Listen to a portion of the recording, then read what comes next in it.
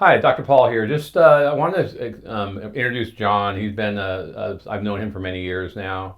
Actually, I saw you years ago, and then I think you had moved, and I didn't see you for several years, and then you came back to see me again about a year or Exactly. so ago. Yeah, Uh, longer than that, but yeah, a couple episodes. But one was about, I'd say 25 years ago, and mhm. one was maybe 2 years ago, three Right. years ago. So, you So, know, can you take us back in time, and talk about in the past, maybe before even when you first started seeing any kind of signs of any change in your mood or any change in how you were feeling, and tell us about that time.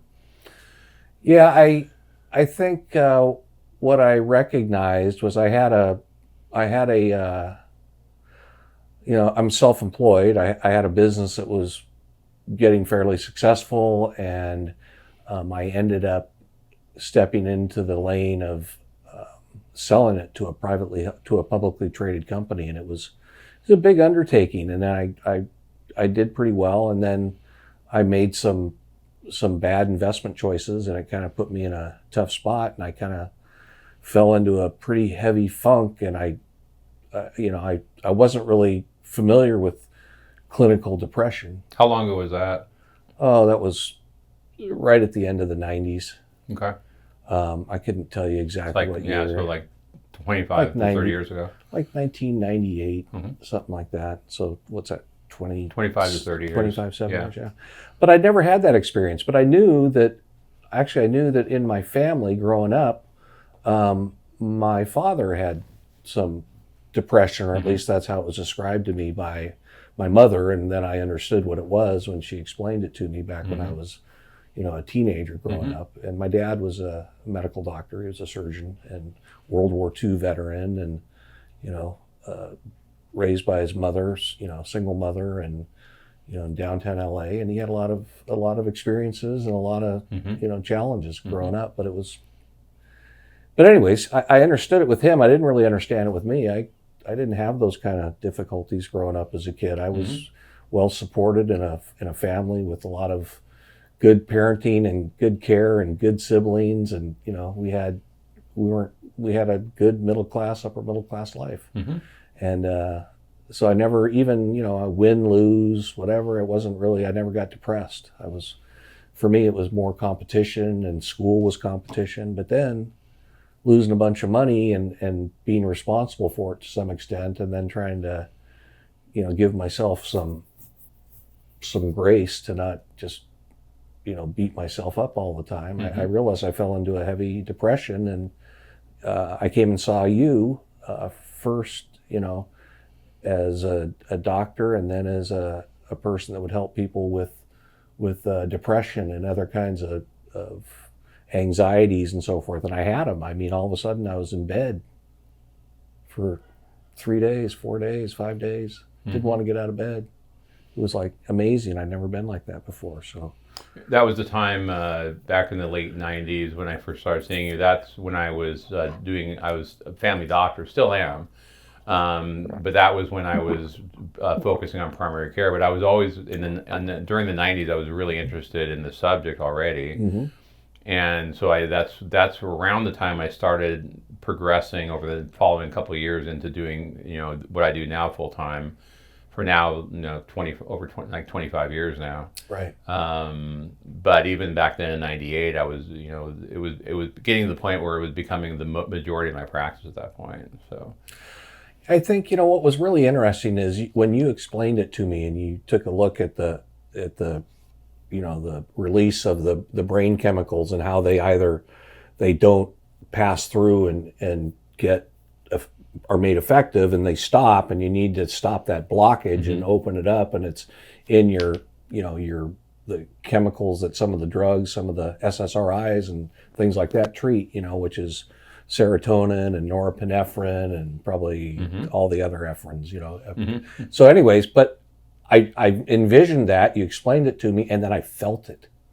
I mean, it was like I tried a couple different, because you weren't the first doctor that I saw about Hmm. that, but you were referred to me again, and I knew who you were. So I was stoked. I said I could at least relate to him. You remember what you tried initially? Oh, they put me, I was on, typical stuff. I think I want to say it was a Zoloft, and I want to say it was a Trazodone or something like that. And all of a sudden I was just like, and there was another one that was a tranquilizer, and it was a Benzo. yeah. Yeah. And Well, I was, either Ativan or Klonopin or Xanax or. not Xanax. I never took Xanax, but Yeah. it was just the wrong it was the wrong drug for me. It wasn't going to do me any good. It was just going to make me more kind of withdrawn and doped up. And Right. I was like, I could, that's not what I'm really looking for. That doesn't work. So that's what happened. And then I understood it, and I kind of went through the steps of figuring out the dosage, and then getting the benefits of it, and then. And I think it was did I put you on Effexor back then? It was Effexor. And Yeah. you had just written a book that included some information on that drug, I think. Yeah, and it was, at that time, it was a pretty new drug too. Yeah, it came out. Around that time, and it actually came out in 1993, and what it really that's when that drug came out, and we had at that time was Prozac, Zoloft, Paxil, which were SSRIs, and they only work on serotonin. And when I started seeing Effexor working, which balances also norepinephrine, I was just blown away. I couldn't believe what I was seeing, and I was seeing people getting better pretty quickly and working better than the SSRIs. Energy was better, anxiety was better, depression was better. Yeah, like, you ever, I don't know if you have some sort of a metaphor out of it, but it's kind of like, being out in a cloudy, rainy, windy day, and all of a sudden it just blows away, and it's a much nicer blue day out, and you're warm and you feel good, and it's amazing. It's amazing how your body works to protect yourself. And I think depression is a protection of something that's too painful to just look at every single minute. So, and you can't do anything else. You're almost like paralyzed. Right. I don't want to do that. I don't want to really go get something. I mean, even as something as simple as, do I really want to get up and go get something to eat or use the restroom? No, I'd rather just lie here in bed. That's terrible. But, Yeah, the goal of treatment is really to get you feeling like you used to feel, and that's my goal with every patient. Is that I always get a baseline with patients about when did you feel your best, and a lot of people tell me like you did. I had a good upbringing. I felt good until this point, and there's a point where that switches, and so the goal of treatment is to get you back to before that time started. And people tell me I feel like my old self again. I haven't felt this good for quite a while now. That's the goal of treatment right there. We call it remission. And I every patient I see, every time I see the person, I'm always thinking about, are they there yet? Is the person there yet? Yeah, and I think that's kind of your internal mood. Kind of your own chi that you carry around and how you deal with life. Right. What's your presentation of yourself, or your acceptance of who you are, and all that kind of stuff. And that's important to have, because it opens up the doors to do more things, right, and meet more people and accomplish more things if you want to do that, or at least view them with an eye open or two eyes open. Yeah. So it's. And there was a time I didn't see you for many years. And I know you started seeing me again in the last year or two, but what happened during those years in between? I had two sons. I had 4 marriages, so I'm 2 for 4. So, but I raised my sons, and the marriages didn't work out. I was, I've always been self-employed. That. I've always had, business and people that reported to me and payroll to meet every 2 weeks, and I think up to about 100 people in about 4 or 5 facilities across the country doing distribution of supplies for high-tech manufacturing and people that operated in a clean room environment. So that was kind of my career. I kind of fell through it as I got out of business school, and went to work and wanted to be an entrepreneur, and I finally just decided one day to jump in the water and start swimming, and I knew when I did that I couldn't really stop swimming Right. till I got to the shore, so to speak, as a good metaphor. But so that's enough pressure to put on yourself. Right. And then when I had kids, or my first kid or my second, that's a pretty life-changing event, because then you start to love somebody else.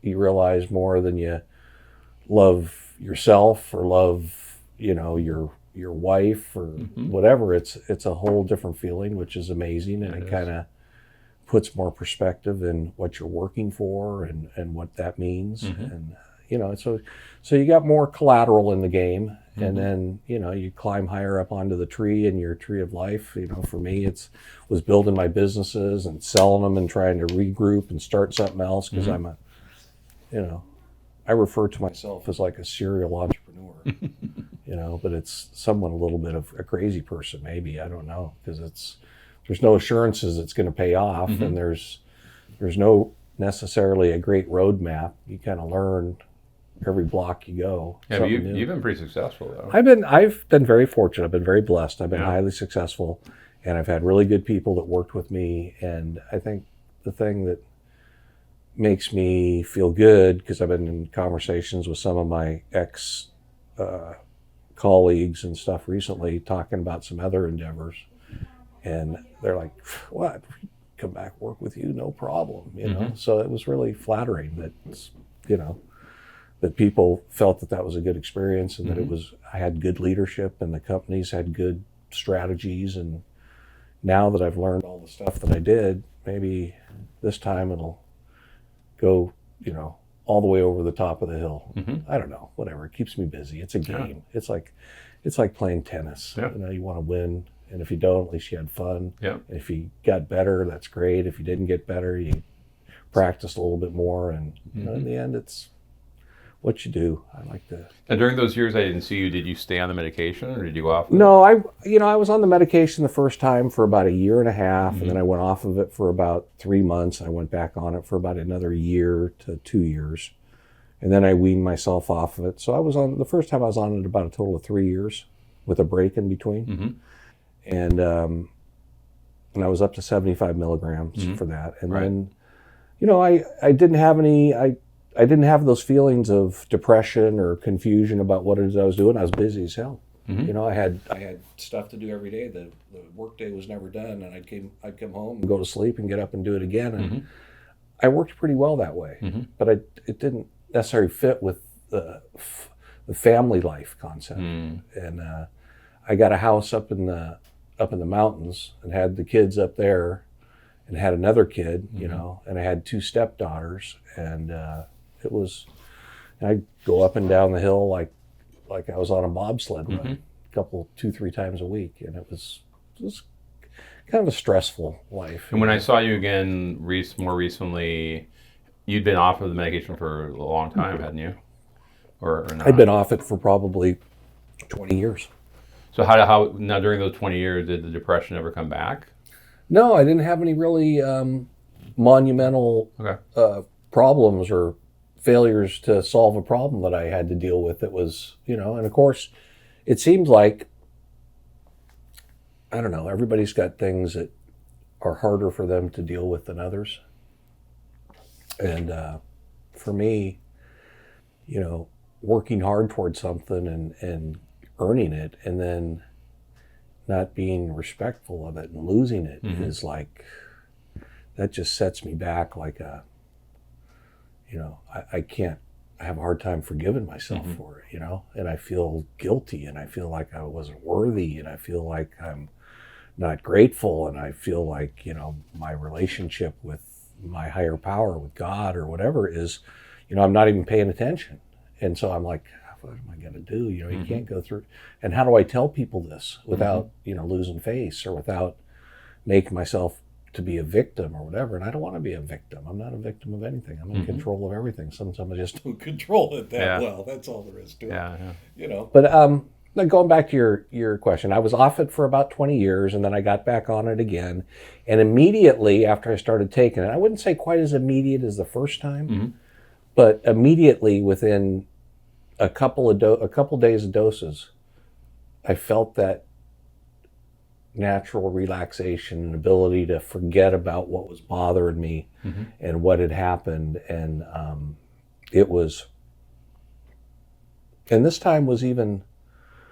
was more dramatic of a depression than the first one Mm-hmm. was. This one was like, it felt like Armageddon. Mm-hmm. And I was like, and again, it was financial, and I was like, how many times do I have to keep trying to build a fortune and a better life for me and my kids and my Mm-hmm. family and friends, and then, do something stupid. And I think you've gone through divorce too. And oh, the divorces were hell. Right. Yeah, those Right. were, and that kind of pushed it into the next thing, which was like, it was like a snowball. Mm-hmm. And I didn't realize I wasn't really well at the time. I just felt like, oh, I'm in this kind of weird movie where the person that I'm married to is not healthy, and I can't help her, and she won't let me, and everybody is like claiming that it's my problem, and it's not my problem. I'm trying to help her, and then I realize she's telling everybody that it's my fault. I know she was dealing with some addiction issues, and Yeah, she was having some problems, but Yeah. anyways, Yeah. she's doing better now, and everybody learned a lot from that, and especially, I don't know, I did. yeah. Yeah. Well, the different, again, what causes to happen is the base of it is the genetics, is your father, and Probably. that's what set you up basically. And then what also is the situational stressors. So sometimes, like, the trauma, or losing a lot of money, that can, and a divorce. So a traumatic event can, or like in your dad's case, sometimes, being in the war and getting some PTSD, and so certain things can set it off. It's death, illness, financial ruination, and personal loss of achievement. Those are the things that I think everybody at some point in time struggles with one of those things. It could be somebody loses their favorite animal that they're really close to, and they've taken it into their family, and they think it's more like a child than a child is, right? Mm-hmm. And it dies, and you get depressed, and you understand that everything has a life expectancy, but it took it away from you, and you weren't ready for it. Mm-hmm. I remember talking to this one. I went to a psychological counseling retreat. Therapist. Yeah, it was a retreat, couple-week deal. Mm-hmm. And this guy that was one of the counselors, pretty intuitive guy, pretty bright guy. And he started talking about his cat. He talked about how this cat was everything to him, and his cat died, and he couldn't quite figure out why things have to die. And I was like, oh, I guess you weren't quite paying attention. Yeah. But anyways, it's something stupid. Everybody's got some things that are triggers for them, or whatever you want to call them. I talk to a lot of my patients about pets. I mean, even this week in my office, I talked to a few people about it. Putting their dogs down, and people who really know me well know I'm a cat fanatic, and I'm passionate about cats. And so when I lose a cat, or when we lose a dog, it really gets to you, and it's very traumatic. It's and because animals there's a closeness there, a bond that's just, it's so close. And a lot of people say I grieve more for the loss of my animal than for the loss of a human being. Right, because you figure the human beings should have common sense to keep themselves alive best they can, right? Right. If they don't, it's maybe their own fault. But Right. more importantly, I think they're attached to that animal. You can love anything. If you let yourself love it, and it loves you back, it's like, hey, great, you're for me. But I think some of the years, like those years that you didn't take it and you were fine, I see that with people. Because some people say, do I have to be on this forever? We don't know. I mean, the only way to know is like what you did. If you've been on it for a year or two, things are doing better situationally. There's a place for some people going off and being fine. I I think, my routine went back to something that was more normal for me, Mm-hmm. after the first time. And it was, I just had to put my head down and go to work. And it's at one point in time, I think I just said, I'm just working on my mental, physical, and financial and business health. Mm-hmm. And I don't really need anything else because I'm busy 24/7. So I think that's for me. If I stay occupied Mm-hmm. mentally, I'm way better off. Mm-hmm. If I stay focused and not, because I'm a little ADHD, in fact, Mm-hmm. quite a lot. Like my son, Nick, he is too. Mm-hmm. But and it's genetic, Mm-hmm. so. Yep. But I think this kind of treatment for me with the Effexor, which is it's an SNRI. So it's serotonin, norepinephrine. SNRI? Yeah. Yeah, okay. So I knew there was an N for norepinephrine Yep. there. It was the right deal. I mean, those two brain chemicals were the ones of mine that were really seemingly holding me back from being able to enjoy life. Right. And enjoying life can be something really simple, like going down and getting gas in your car and going and having a hamburger in and out. It doesn't have to be a big fancy deal. Mm-hmm.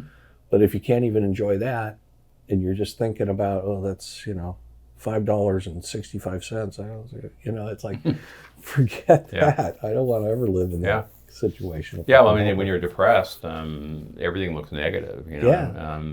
Even enjoyable activities can be negative, and people think we call it for depression. Actually, the most sensitive symptom is called anhedonia, which means lack of interest in things that you normally like to do. So if someone normally likes to play tennis, Mm-hmm. likes to play golf, likes to surf, likes to garden, likes to read. So there's a lot of things that people tell me. And I asked them about this. I said, "Are you doing it?" "No, I don't. I just don't have any interest anymore." "Why not?" "I don't know. I just don't." So when someone tells me that, that's a very significant sign that of depression. Mm-hmm. Like I said, surfers are passionate about surfing. Golfers are passionate about golfing. So when they lose that, that's a very significant sign of depression. And again, a lot of people with depression try to make sense of it or say, well, my situation is not that bad. I have it pretty good. Financially, I'm doing okay. My family's okay. I don't get it. I don't understand why I'm depressed. And it really has very little to do with what you have. I mean, think about some of the people who are very successful.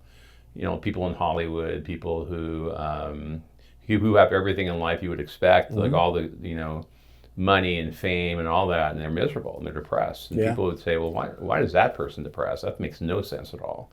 I have something to be depressed about, not that person. Well, you can't make sense of it because you don't know. Well, does it run in their family? So you think it's more genetic than it is driven by some sort of a cognitive issue? Yeah. Huh, that's interesting because I Yeah. always felt like I was receptive to it because it was genetic, Mm-hmm. but I never felt like it was inevitable because it was genetic. It's not always inevitable. It depends on your family because sometimes if your dad has it but your mom doesn't have it, some people, they follow along one parent's genetic line more than the other. Yeah. And actually you can kind of tell that. And I ask that with people. When I take a family history, I ask them tell me about your parents, grandparents, whatever. And I ask them the question, what parent do you take more after? And what I mean by that is, what parent do you look more like and act more like, And most people, some people say it's 50-50, I don't know, but most people say, yeah, I look more like my dad. My personality is more like my dad. And Mm-hmm. and if the dad's the one with the depression, that person's more likely to. And if there's another sibling that takes really more after mom, they may not have any of that. And so that's the power of genetics, And now if it's 50-50, let's say dad has a really bad depression and mom doesn't have, the depression might be more moderate, because you get your mom's side kind of protects you in a way.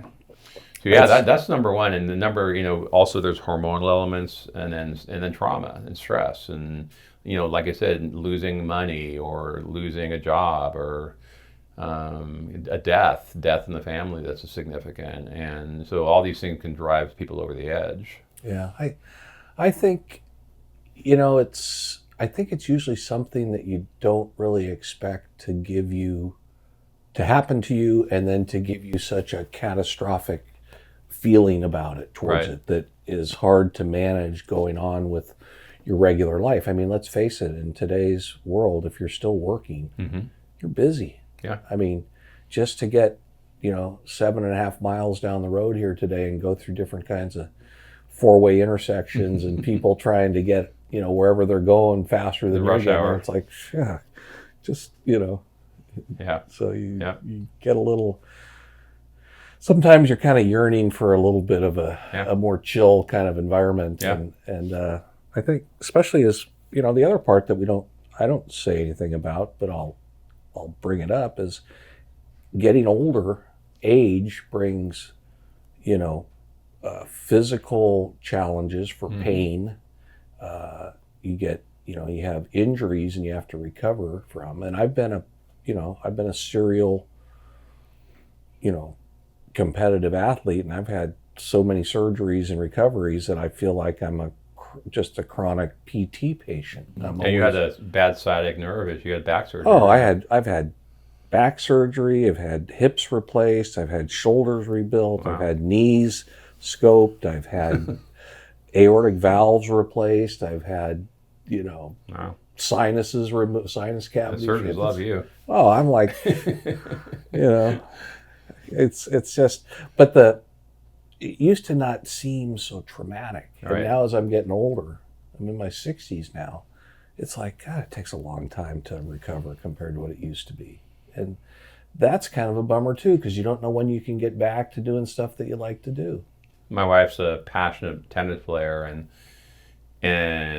she's in her early 60s, and like I am, and yeah, she's definitely getting more problem, like a wrist injury. She couldn't serve for a little while. She had to take some time off of tennis, which she hates to do. Mm-hmm. But she's feeling it too, like that she's her Yeah, foot, her knee. It's very hard to understand when Yeah. you're used to doing stuff. I mean, I used to tell people I could ski better than I could walk, Mm-hmm. Yeah. And all of a sudden, it's a little harder now, and it's hard to accept it. So then, as a younger person, competitive, you're just going to do it more so you get better, right? I mean, that's how all those sports are, whether it's Yep. baseball or surfing or tennis or whatever. And if you like that stuff, which I do, getting old brings a level of, I think, organic depression, because all of a sudden you can't go the same pace. I mean, you just gotta be accepting the fact that you gotta slow down. Yep. It's hard. You got finite days in the jar. Mm-hmm.